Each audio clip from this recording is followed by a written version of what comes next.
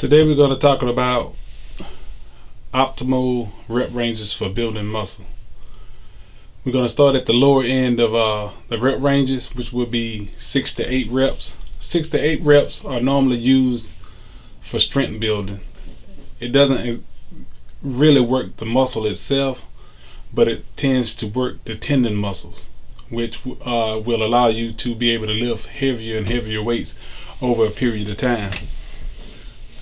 Optimal rep range for building muscle will be rep ranges 10 to 12. In that rep range, you have you have enough time and attention to cause your muscle to break down so that it'll have to build itself back up.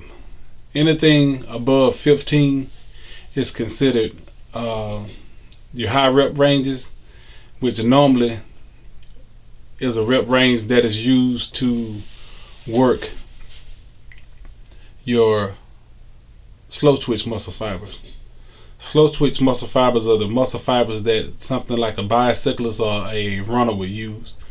Fast twitch muscle fibers are the muscle fibers that a bodybuilder would use, and that is why you would want to stay in the 10 to 12 range. No matter what the weight is, you're trying to, it's a scientific thing. You're trying to hone in on the rep range that is best for building muscle, and that's 10 to 12. You got enough time and attention to break down muscle just enough so that you have to build the muscle back up to a greater degree. So that's the whole purpose of staying in the 10 to 12 range.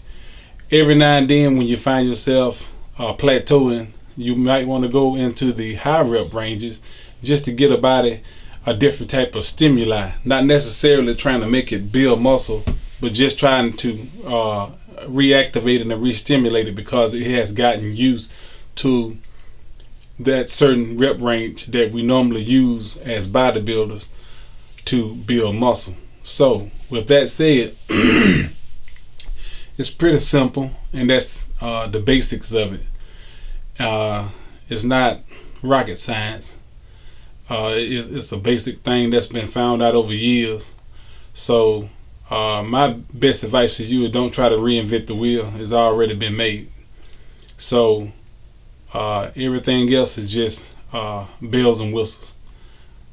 The old school method of working out is pretty much it. If you're natural, you want to stay within 10 sets for each body part. You don't want to go over 10 sets because you can go into the realm of overtraining, and it is possible to overtrain.